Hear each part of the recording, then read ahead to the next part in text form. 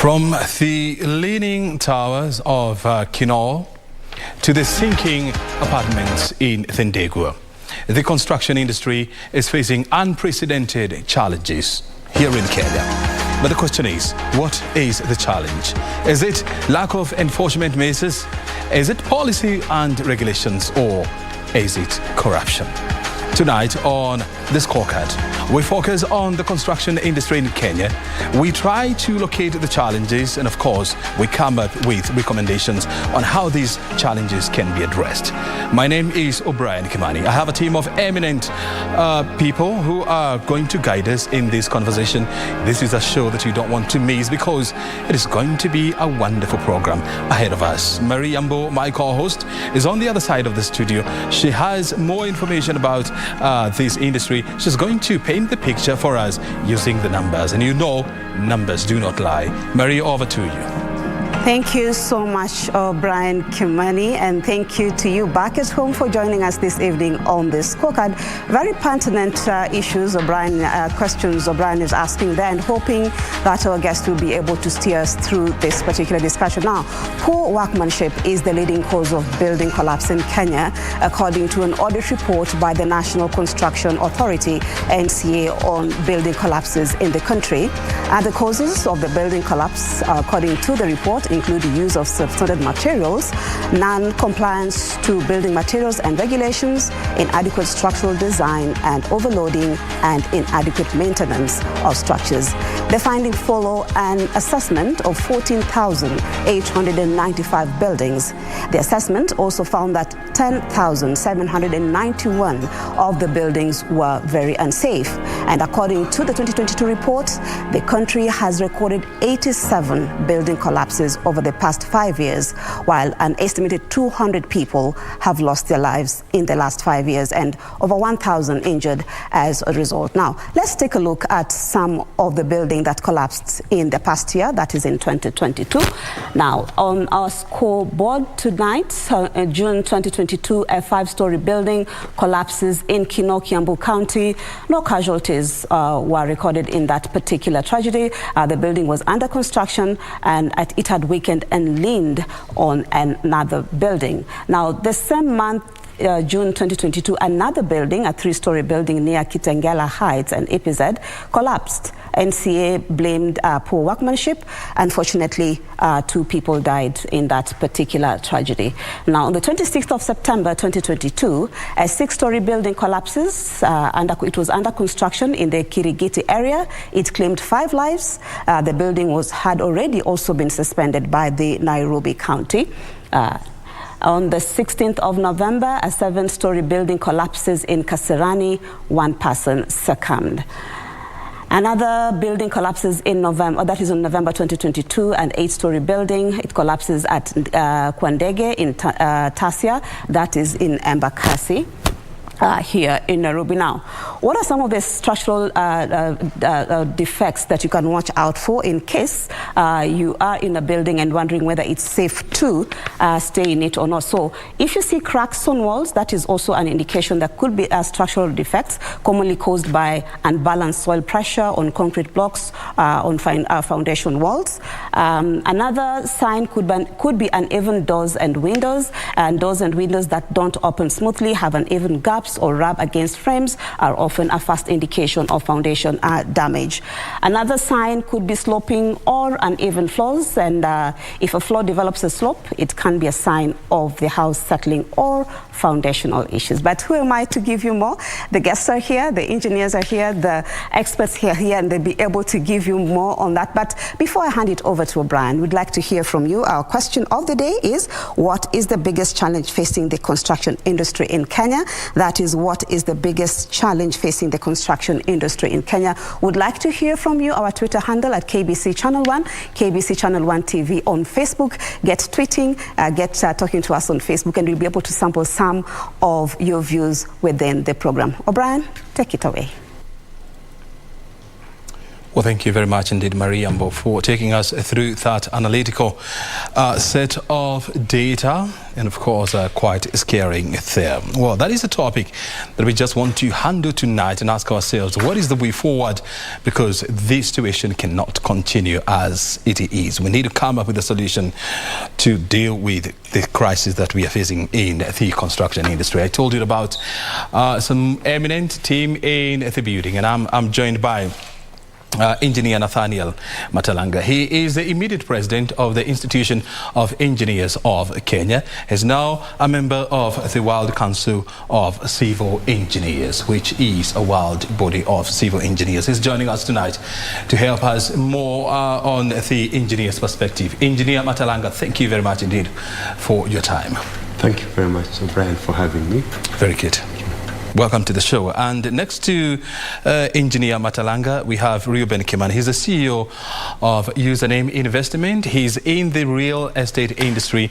And on top of that, he's also an ICT engineer. Thank you very much indeed, Reuben, for joining us. And of course, you'll be helping us to understand how can we deal with these issues, from ICT perspective. Thank you, Reuben. Thank you so much for having me. I'm glad to be here. And of course, a regular face on this screen is Whitney Misheni, a political economist as well as a columnist. Thank you very much, Misheni, for your time again. Thank you for having me, O'Brien, and a good evening to your viewers. Very good. I first of all want to hear this from Engineer Matalanga. When you look at the construction industry in Kenya, what would you say are the two biggest challenges facing this industry?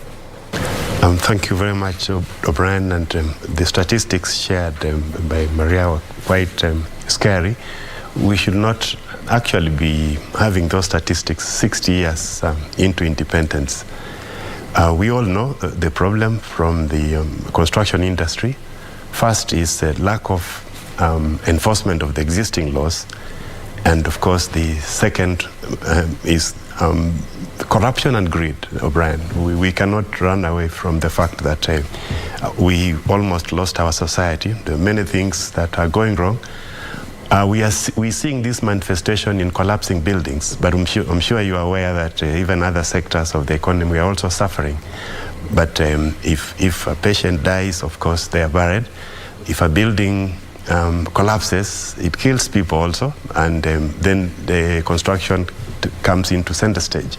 We always seem to talk about these issues when we have a challenge. Like, I know we're talking about this now because of what's happening in Thindigua, but we should actually address and take it up and try to solve the problems. The regulatory authorities are trying to put into place systems to stop these challenges. Mm-hmm. And so for you, these trickles down to two issues: enforcement, lack of enforcement, and corruption.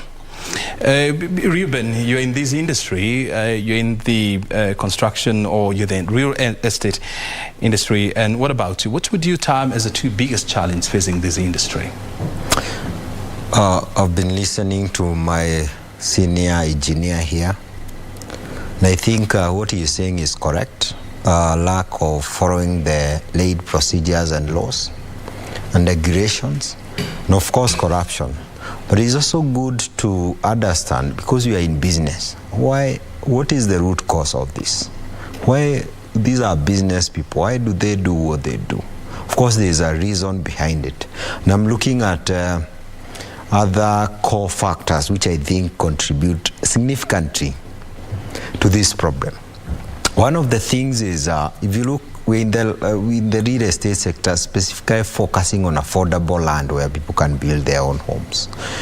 You find the main reason why people sometimes, these are shortcuts. People are looking for a way to do business, do these flats, those business people. Of course, some of them are greed, because of greed. But there's also a section who are looking for shortcuts, thought it makes business sense. If you look at number one, the cost of land, which is very high all over. There are places where I can't do business because the cost of land is so high. I wonder how much, if I buy today, we do those gated communities, how much am I going to sell for? According to some statistics from Shelter Africa, 60% of the construction cost is the cost of land. So you'll find some people are looking for shortcuts so that they can at least reduce the cost that they have. The other thing that I believe causes all this, if you look at some bylaws and some zoning regulations, some of them are obsolete. They have been there for so long. One of the things I saw, like in Nairobi County, the last time they did a comprehensive, I mean a comprehensive, zoning kind of a review was in 1973. So you realize some of the things, especially those who develop flats, they will tell you some of those regulations do not make sense in the year 2023. What do? People adapt. They look for ways to survive if you're in business. You have to adapt, you have to survive. That's why you find people cutting corners, not because of their own wish, because that's the only way to do it. So those are obsolete, and I think we need to change. And also, it's good to also, bearing in mind what you're saying. We are yet, when you look at our building code, which came into force in 1964? 68, yes. 1968. It is being reviewed right now. Actually, it hasn't been passed yet, eh? Not yet. Not yet. So you can imagine, you're talking about more than 40 years. Yes. This building code has been used, and of course it's good to put in mind that so many things has changed since then, but of course that's why we are here to see how some of these things can be handled. What about you, Whitney? I just want to pick up from where they've left. I do believe corruption has really permeated this society of Kenya in all sectors, be it the construction sector, just all sectors generally. I do believe that the developers do take shortcuts. For example, when they want to cut costs, they go for substandard materials, meaning they're not going for the normal materials, they're going to get the cheaper materials, because as he said, land for a majority part of the construction industry.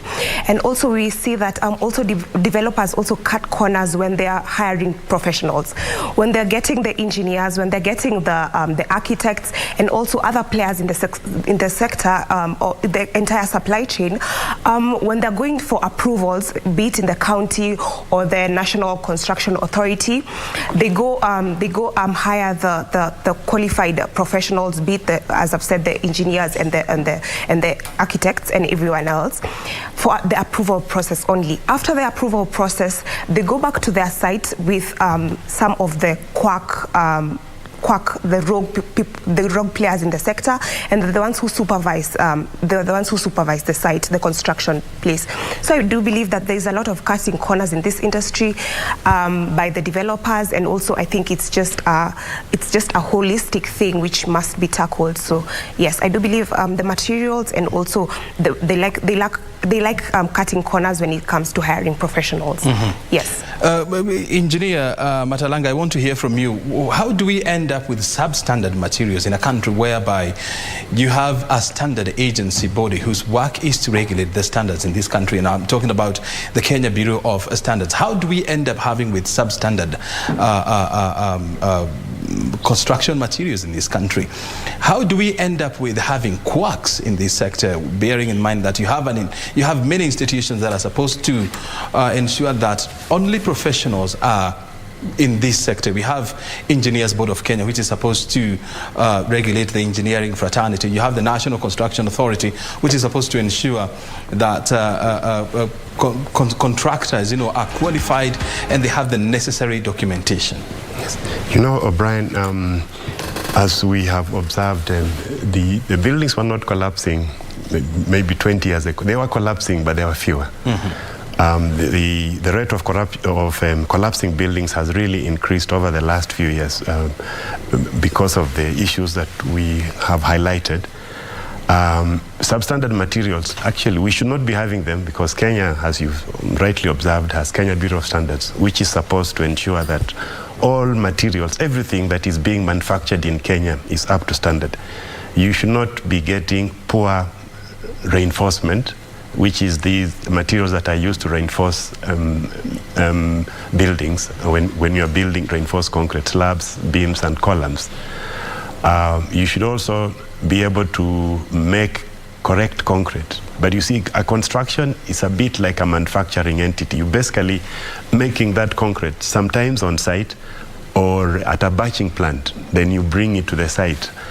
So there are processes that are supposed to be followed to ensure that materials that are used on construction sites are up to a certain minimum standard, and we also have safety factors. The challenges that the country has faced, especially Kiambu, every time a building has collapsed, and the National Building Inspectorate, which is the national agency that has the duty and mandate to ensure that there is safe construction happening, when they go there, they have always told us that the building has collapsed because of poor construction materials. This happens because we don't have proper supervision. As Whitney has rightly observed, because of corruption, we get professionals employed only at the concept and the scheme design to do the drawings for approval, and for some reason the developers now set them aside and want to do the construction themselves. Previously, we had, before devolution, we had the building code, which was directly under the supervision of the local authorities. And in the local authority setup, control of development in towns mainly, where a lot of development happens, used to fall under the city engineers department. Then before even devolution, this scenario changed, and the Physical Planning Act came into place that seemed now to say enforcement, development control should be by city planning. And in the city planning department, we get planners. And we know that the training of a planner does not prepare one to appreciate how the materials on a construction site should be put together. The planner does not have sufficient training and education to appreciate the size of construction elements. Planners' work is basically to plan the land, to come up with the zoning areas, how much development you can do, and guide that place. So that was a big mistake, and we need to go back to the drawing board and say enforcement of construction for all the counties should go under the city engineers or the county engineers office. If this would be done, then in that department, if properly resourced by requisite professionals, you need an architect, you need an engineer to be able to go to the site and will understand what is happening. So that has contributed a lot to collapsing buildings. Michelle, and I want you to respond to what Matalanga has said, and also bearing in mind that in this country we have an institution called the Materials Testing and Research Division, which is under the Ministry of Public Works. Matalanga engineer, seems to be apportioning, significant blame on public officials. Do you agree with him? Sorry, thank you, O'Brien. I actually do concur with what the engineer has said. I do believe that developers do collude with some people in that sector, be it the people who are approving, be it the National Construction Authority, or be it the counties. They do collude to, of course, which is basically saying corruption. The developer pays a bribe so that the regulatory authorities can look the other side. So I do concur with what the engineer has said. But I think this is the point where we ask, when we're doing an audit of everything that has happened and probably the building comes and collapses, who takes the fault in this? Is it the developer? Is it the person who was bribed? I think the whole supply chain of everyone involved in the whole matrix of the construction place should be held accountable in this whole when the bribe was taking place. Ruben Kimani, you are in the real estate industry, whereby you're involved in the construction of houses, and so you qualify to be called a developer. Why do developers opt to cut corners? Why do they collude with public officials, knowing too well that they are putting at risk the lives of Kenyans, and at the same time, they're also putting at risk their investment, which runs into millions of shillings? Brian, I think that question is a bit difficult because it doesn't make sense. if you do a flat, the kinds you see, these people spend, especially if they're doing like 4 floors. These are like 20 apartments of 22 bedroom. These people will spend an upward of 50 to 100 million. That's not a joke. That's something that you'll have for years. It's a permanent structure. But if you look at the number of collapsed buildings, of course we should not have them. We should have one in a very long time, if any. Of course there are very few considering the number of buildings that are done every day. So what happens, these are the minority, of course we should not have them. It tells you there are so many people, of course, who are doing the right job, to start from there. But there's something I always look at where the problem is coming from. I mentioned about the high cost of land. I also mentioned about the building codes and all these regulations that are obsolete, forcing people to cut corners. But I know there are fraudulent characters in the industry. I come from real estate. Right now we came from a very big association meeting in Naivasha, because we want to come together and tell people 95% of the company doing this business are legit. We have been very quiet. We are coming together to tell Kenyans there are people who are doing a good job. I also believe there are developers who are doing a good job. I wanted to add something that is also important. The cost of building materials, the major material here being cement and steel. One of the things is that people are trying to find ways of surviving. Even the ones who do a good job, maybe sometimes they do by reducing their profit margins. One of the biggest factors is the cost of building materials. And I always give an example of what happened, I think, sometimes when Kibaki came to power. We never used to have all these motorbikes we see. We used to see them in Nigerian movies, right? But after some point, they decided to zero rate the importation of these motorbikes. What happens? We have millions of them employing many young people, and I believe we can do the same in real estate. Reduce the taxes on major building materials. I'm talking about cement and steel. I think the government can be able to do this. If that cost is to go down, some people will see business in it, and some of them will not cut corners. For the few, in every sector you'll find fraudulent kind of characters. For those few, and that's why he was talking about this culture of not following rules. And I also want to say, there are all these building that keeps going down. In some countries, especially in the West, if something like that was to happen, those people will do a report.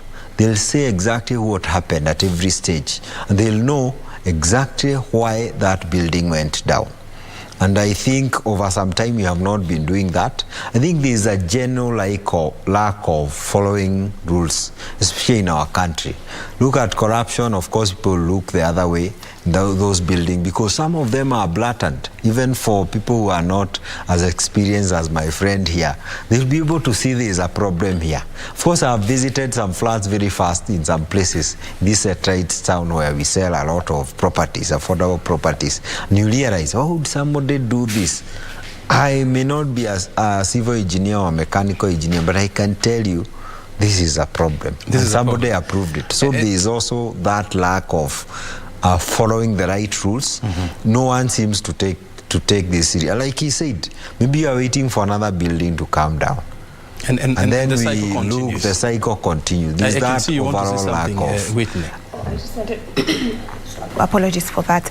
I just wanted to address his point where he says that the point where the counties come to approve, I do believe that we have had reports that when the county planning committees come to approve the construction sites, they actually lack personnel, they lack qualified engineers to go and inspect the site, meaning they can approve, but the part where they go to inspect, they actually lack engineers, they lack resources.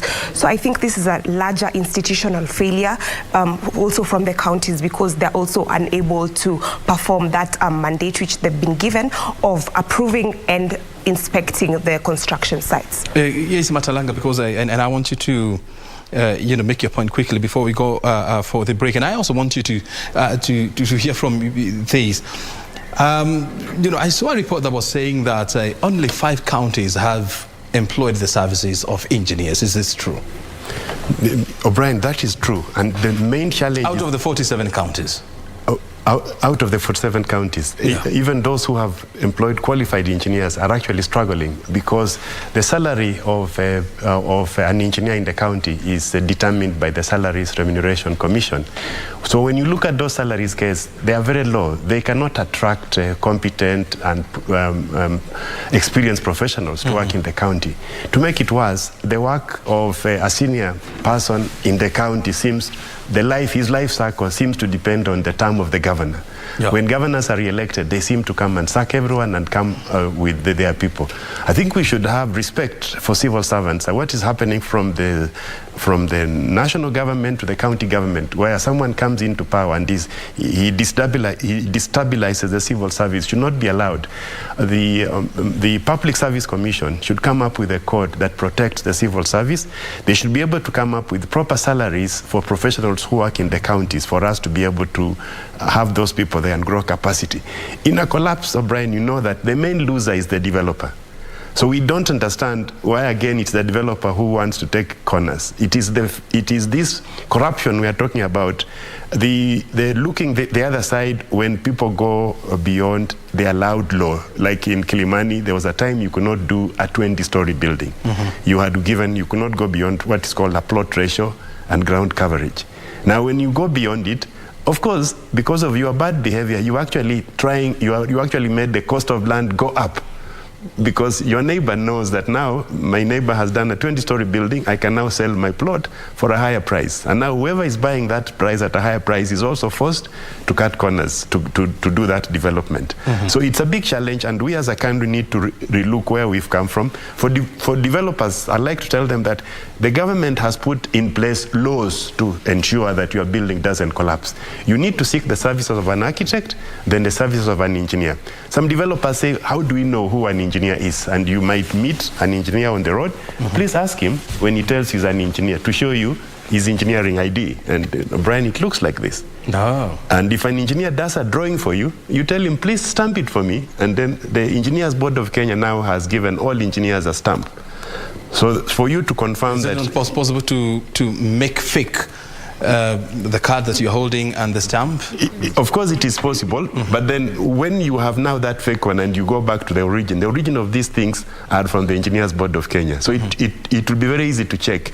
The list of all engineers in Kenya is also given on the website of the Engineers Board of Kenya. So you can actually search an engineer just like you can search a lawyer on the LSK We want website. To take a break, but we will be coming back so that you can help us understand what are some of the features that you have to look out for if you're looking for a qualified engineer or a genuine engineer. Yes. But we just now to take a short break so that we can pay some bills, and then thereafter we should come back with more. Our conversation tonight revolves around the construction industry. We are trying to trace how the mess in the construction industry started, how are we dealing with it, and whether we are putting enough major measures to deal with this. You're watching The Scorecard. We are live from Broadcasting House. My name is O'Brien Kimani. A short break is well deserved, and thereafter we are back with more.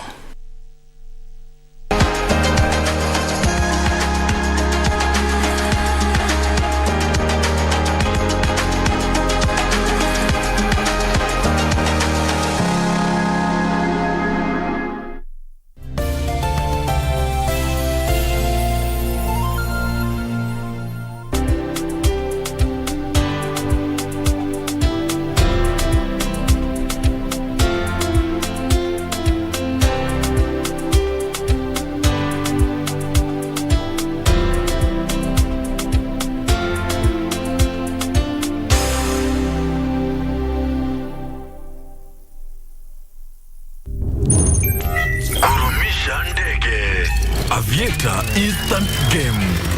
Be a daring pilot and earn by how much high you can lift the plane.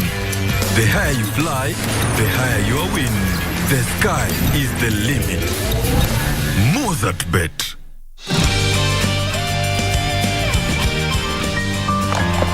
What was that? that? Did he fall? Mr. Bai! Wake up, Mr. Bai! Hey, help him sit Mr. up. Bai. Help him sit up.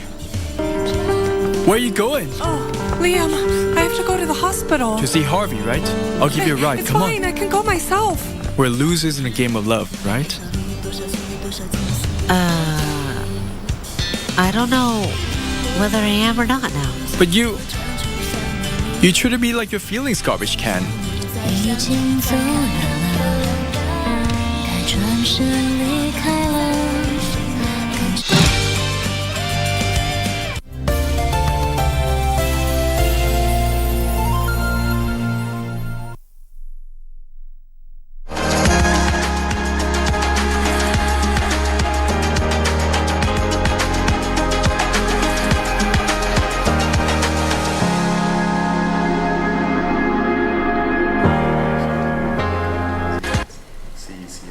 Welcome back. You're watching The Scorecard. We are live from Broadcasting House. At O'Brien Kimani is my Twitter handle. At KBC Channel 1 is our Twitter handle. For tonight, we are focusing on the construction industry. Marie Ambo, my colleague, managed to take us through the worrying numbers, the numbers of buildings that have collapsed and the numbers of lives that we have lost as a country. And I can tell you for sure the numbers are indeed appalling. We are in the company of engineer Nathaniel Matalanga. He is a member of the World Council of Civil Engineers. He's the immediate president of the Institution of Engineers of Kenya. And of course, Reuben Kimani, he's an ICT engineer as well as the CEO of Username Investment. And another regular face on this show is political economist and columnist Whitney Mission. We continue with our conversations. Matalanga, you showed us some items that you are carrying. One of them looks like is an ATM card. Is it actually an ATM card? Eh? Yes, Brian. Actually, you can use it. It's a Visa card. I can use it? Issued by National Bank of Kenya. Wow. Yes, so there is money in it? There is money in it, yes. But the proper use is this. It's supposed to identify you as an engineer because your name is given there. It is written, the engineer identity card, kitambulisho cha muhandisi, is issued by the Engineers Board of Kenya. And of course, you have your name at the bottom and your membership number. So you might be able to make it on River Road, but at least how many people make ATM cards on River Road and work at the ATM? Yeah, so this has very, has security features. Yeah, so at least. So when you are contracting an engineer or you're hiring the services of an engineer, that is one of the critical documents that you have to look out for. You should actually ask for it. Because you're paying money. When you go to the hospital and you go to see a doctor, you probably look out for his license that is posted on the wall. Yeah, but you see the engineer will now be coming to you. He comes to your site. So ask him as he comes to inspect, you are the one who has been sent from so-and-so's office, or you are the one whom I have contracted to do this work. Can you show me your identity before you allow him to do the work? And the other thing is that gadget that you're holding. Yes, this one now, when they do drawings for you, like these drawings that are submitted for approval, it is called an engineer's stamp. It's also issued by the Engineers Board of Kenya. It has your name, your registration number, and when you stamp it, there's a place for you to sign.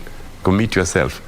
So if the drawings that are being submitted to the county government, to the developers, are not having this stamp, then of course there are telltale signs that that person may not have the correct qualifications to do that job. Is it possible to get that stamp on River Road?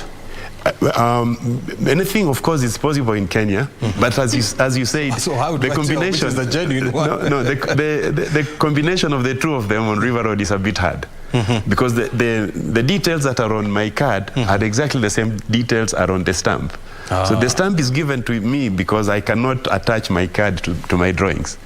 So I stamp them and sign. But if you are my client and I've done the drawings for you, I expect you to have looked at my card and then taken my details, so that when now you receive my drawings with my stamp, they should relate. So that is Reuben, because I know you are, in the value chain, you are at the construction area.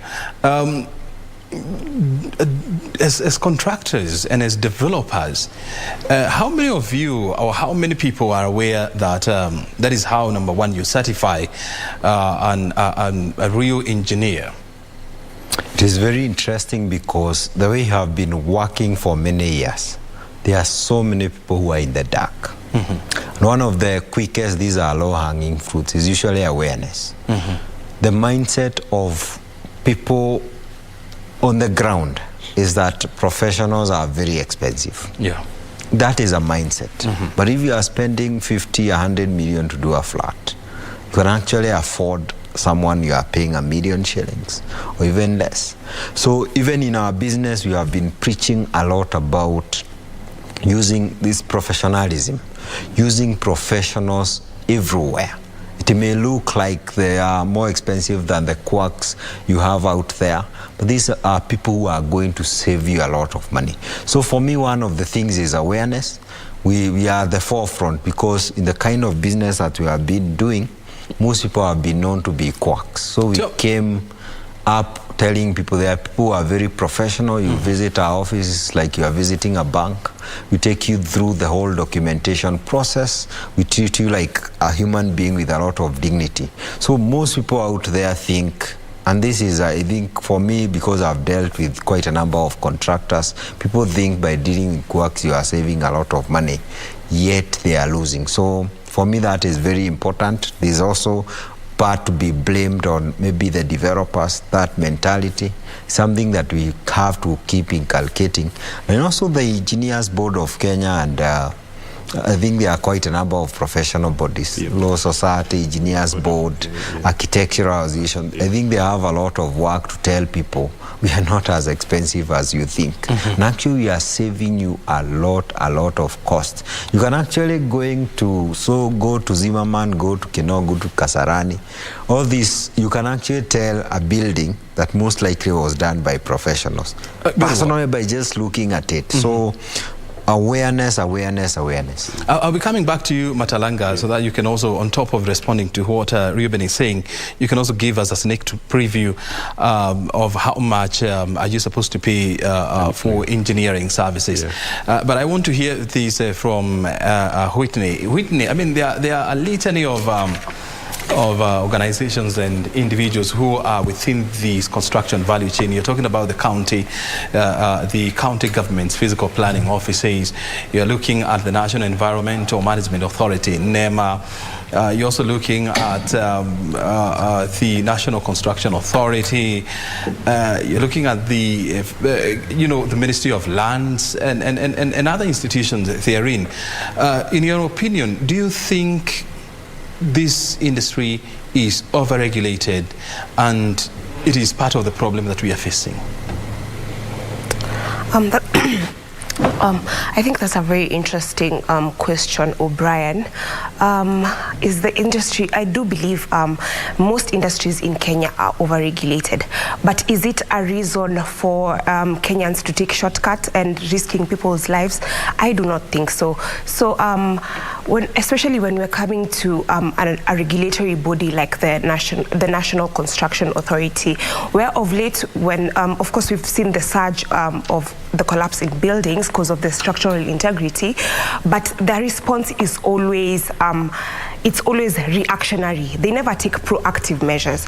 So I think it's always an afterthought where, like, what should we do now after, like, buildings have collapsed, lives have been lost, investments have gone down the drain. So I think the industry, of course, it is overregulated, especially the Water Resources Authority and NEMA.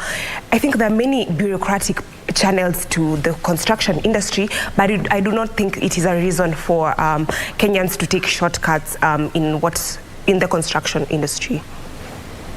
And so, in your own opinion, do you think it is high time we try to cut down on the regulations, I mean, on the bodies that are involved in this construction industry? Because, by nature, the human nature, will always want to go around regulations and, of course, try to influence a decision. Okay, we do know that the county has the approval processes. We know you can go to NEMA for the environmental processes. You go to Water Resource Authority for the water.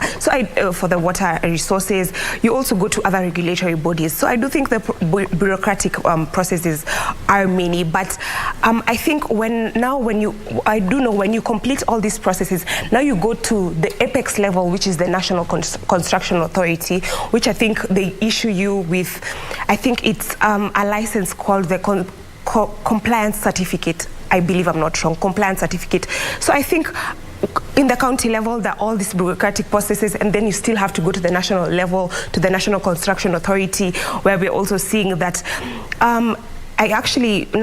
let me just go back a little bit. In the National Construction Authority, we also see when they see that there's lack of structural integrity in our construction, they suspend by putting that X. But also my question is, after they put that X and they suspend you, then what? Because there's some Kenyans are so rogue. You repaint the building and you continue. Exactly, Kenyans are so rogue. I do know someone who literally just did what you said. He repainted it, and I was like, you don't care about just following the rules. He said, this is Kenya, and he has to just continue.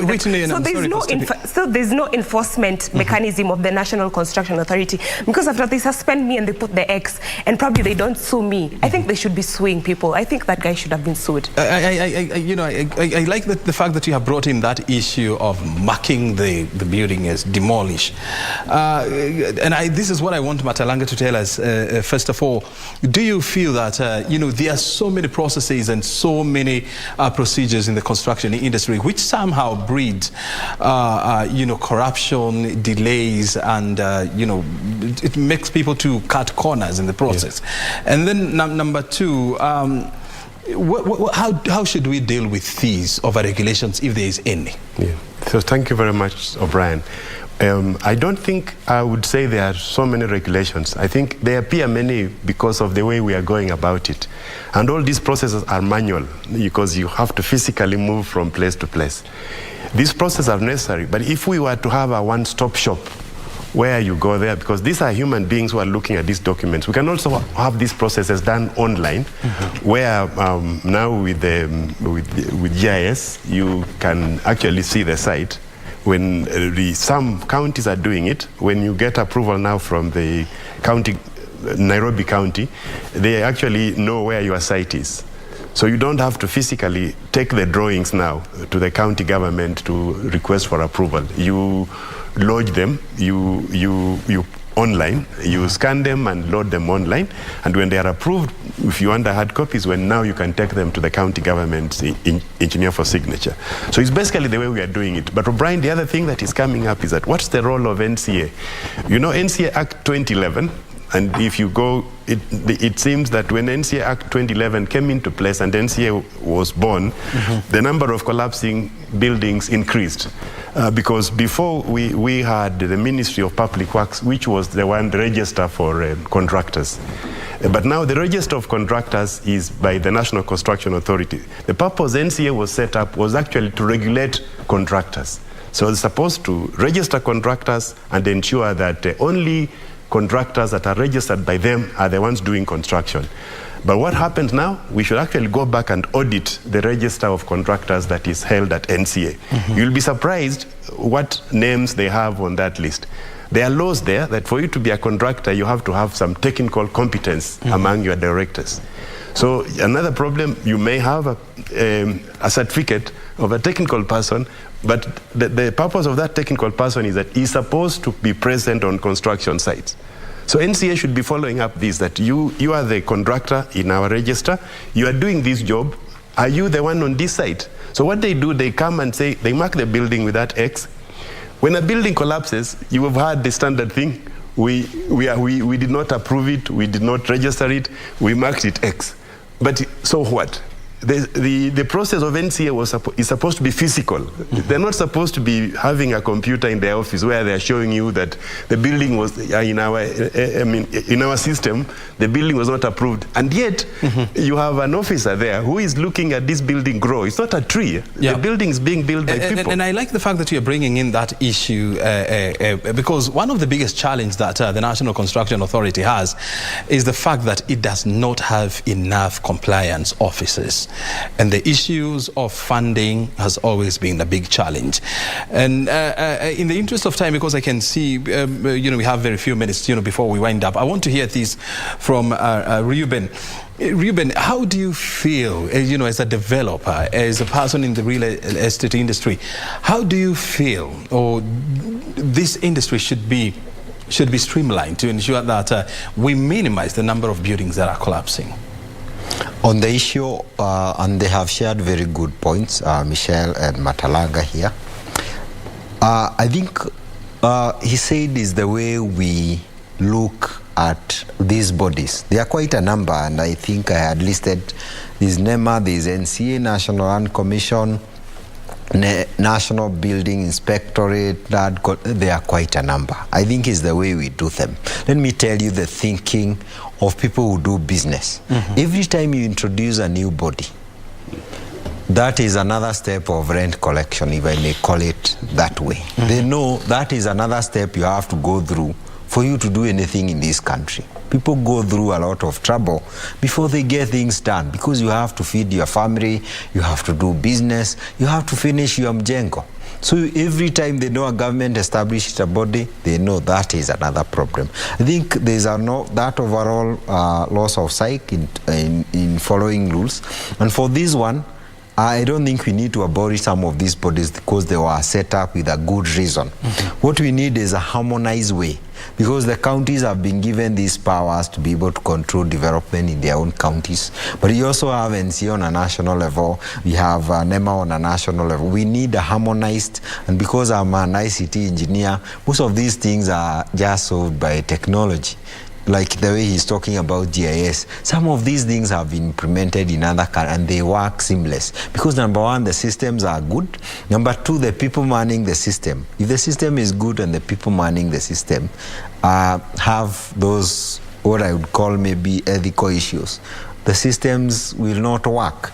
On your question about the thing of what we can do about the real estate sector, I'll highlight them very fast because these problems have been there for quite some time. Number one is trying to ensure the business can happen, trying to reduce the cost of major raw materials by reducing the tax. And today we are also talking about this developer. We do a lot of infrastructure development. We do roads, we do fences, very good one. We do nice gates. I have done so many boreholes myself. We need tax rebates every time we do this. Right now we don't get some of those things. The other thing is the issue of mortgages. I think we have not mentioned this. I know there is Kenya Mortgage Refinance Company. I think we also need to encourage this so that on the developer side, if you do anything, because most things are moved by business and entrepreneurship anywhere in the world. If people cannot see sense, especially as a business, if I cannot see sense, like in affordable housing, I'll not do it. The government will struggle with it. People will get shortcuts and stuff like that. The last thing I would like to share is about labor. Labor takes between 25 to 50% of the construction cost, majorly because we also have a lot of unskilled labor. And that's where the professional comes in. I talked about awareness. I also believe, and I know the government through TVES, they were trying to formalize and give people certificate, take them through a process. We have a lot of people out there. When you look at your plumber, where do they go to school? They know some things and they are very good. What they need is harmonization. They have to be taken through a normal process. Like the way you go to China, you go to those Asian countries, they still have those people, but they are taken through a process where they understand rules because they have the technical part of it. So that will also try to bring the cost of labor down, because that's another thing. People will go for quirks because that will reduce the cost of building. So there are so many factors I believe we can looking at also the cost of land. That's where username comes in, by the way. Trying to reduce the cost of land so that you make business possible. Without business, anywhere, any product or service in this world, you'll not be able to access it as a mwananchi, as a hustler, you might may say so, as a common citizen, because the people who are supposed to provide it, they don't see sense in providing that service. There's no business sense. Very well. So those things are important. And thank you so much. As we wind up, I want to hear your final comment briefly in about a minute or so. What do we need to do to reduce the number of collapsing bits and houses, and of course to inculcate a culture of enforcing regulations? Engineer Matalanga. Thank you very much, O'Brien. You know, it is very simple from where I sit to help this. If all of us were on board to try to do things right, for once, banks should require that before they give mortgages or before they give loans, all the drawings are done by professionals, starting by an architect and an engineer. We have said those people should be properly on the register with the regulatory bodies. If it's an engineer, Engineers Board of Kenya, and the drawing should be stamped with what I have demonstrated. And then normally banks don't give you all the money. They do a staged disbursement.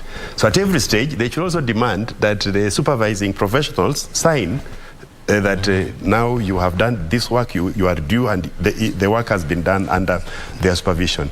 The next stage, the estate agents should guide tenants that they need to get an occupation certificate.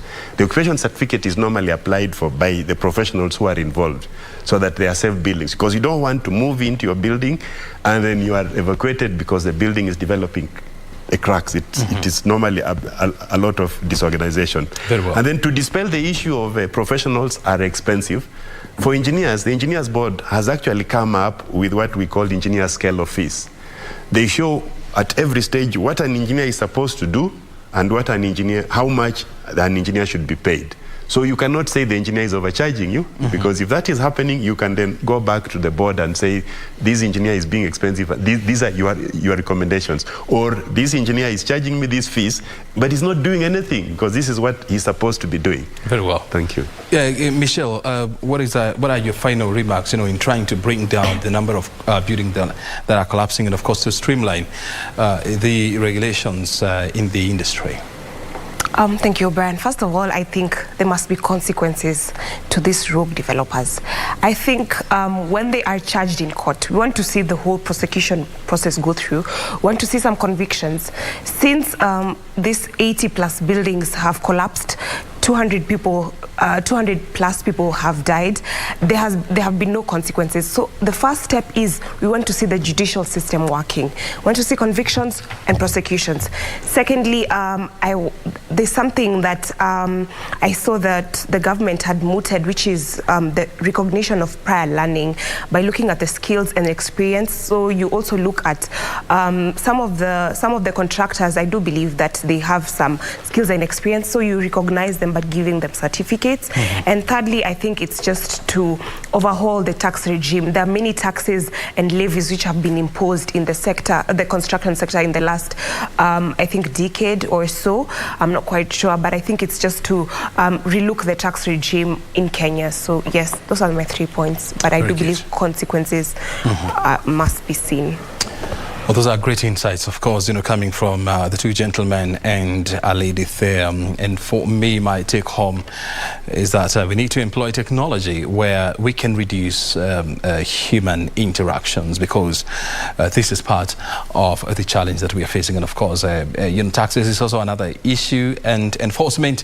And this is where you bring on board institutions like the National Construction Authority, the Engineers Board of Kenya, as well as the judiciary in prosecuting rogue cases, and of course ensuring that people that are behind the cutting of corners and the breaking of laws are charged, and of course they are prosecuted. Well, you have been watching the scorecard. Now we want to go to the other side where Marie Ambo is about to give us her idea or two on her feedback from the public. Marie Ambo. Thank you so much, O'Brien. Quite an insightful discussion going on there. I've learned quite a lot, you know. Definitely we know that corruption is one of the reasons as to why we're having all these problems in the country. But that does not mean that enforcement should not be done. You know, just like Whitney has said, we need to see heads rolling, because without consequences, then definitely we'll have all these problems going on. You know, when you rent a house, it's not the work of the tenant to start finding out whether this house is, you know, conducive for me to live. So there are people or there are bodies that are actually charged with doing that. So we should be able to see them do their job. And in that case, we'll be able to save lives and definitely grow our country. Well, we do not really have a lot of time to sample some of your views, but there is a question here for Engineer Matalanga. Do we have national and county bylaws governing construction? If so, which one supersedes the other in terms of ensuring compliance? I'm not so sure whether we have time for Engineer Matalanga to respond to that. 30 seconds to respond. Yes, thank you very much, Maria. Yes, we have laws. We have the building code, which is a national document that all developments are supposed to comply with. And every county is supposed to come up with their own bylaws. Some counties have been fast and they have done it, but others are still on that journey. I don't have much time, but that is a process. Yes, we have bylaws, the national laws. The building code that we observed was set up in 1968. There have been developments to review it, but the challenges we are having is that NCA, which we in the construction industry have challenges with, seems to be the one taking the lead. They are not even regulating the contractor. But we feel that if they are the ones going to take charge of the building code, then they will also now pretend to be regulating engineers and causing more havoc. So we need to find out the proper home for the building code, and we're recommending that it should be the Ministry of Public Works, enforced by an agency in there like the National Building Inspectorate, a national body, but not to be managed by NCA. Thank you very much. Thank you so much, Engineer Matalanga, for that response. I hope Isaac, who is watching, and you did get your response over there. So from me, I want to thank you so much for taking the time to be with us this evening on Scorecard. Remember, we are here every Tuesday at 10 p.m. O'Brien Kimani, I'll hand it over to you to close the program. Very good indeed. Thank you very much, Mariambo. This is my parting shot. Shortcuts are short, but in the long term, they are long. Avoid shortcuts and, of course, follow the right procedures. You have been watching the Scorecard live here from Broadcasting House.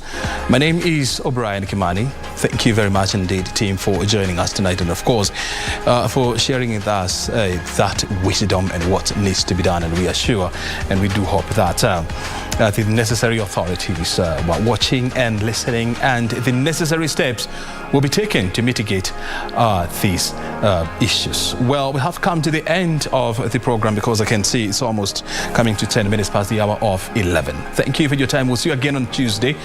Asante sana. Have a good night.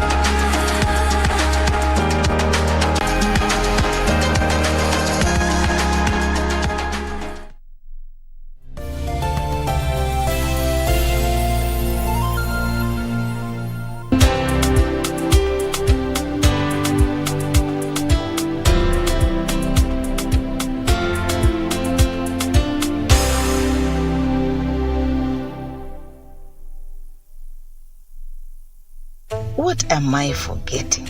Nini. Workers paid. Rent checked. Mlango locked. Visiting out of this. Ngoza mzae silitoa jana la internet sorted. What is it? What am I forgetting? Ni nini? Nimesahau kucheza Loto Moto. Usisahau kucheza Loto Moto. Unaweza shinda hadi milioni 2 kwenye M-Pesa. pesa, chagua lipa na M-Pesa. Paybill number, weka 757070. Account number, weka neno Loto. Weka kiwango chochote cha pesa kuanzia shilingi 50 hadi 2000. Lipa kisha subiri draw. Ujumbe huu umeidhinishwa na BCLP.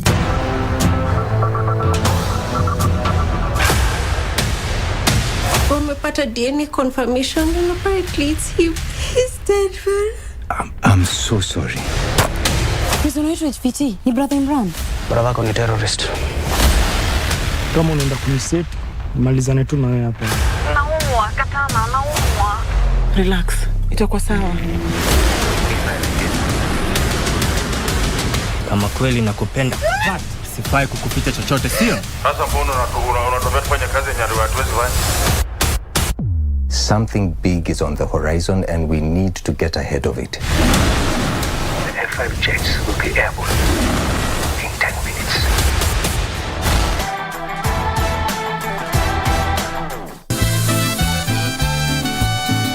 You have to leave, Julia, now. No.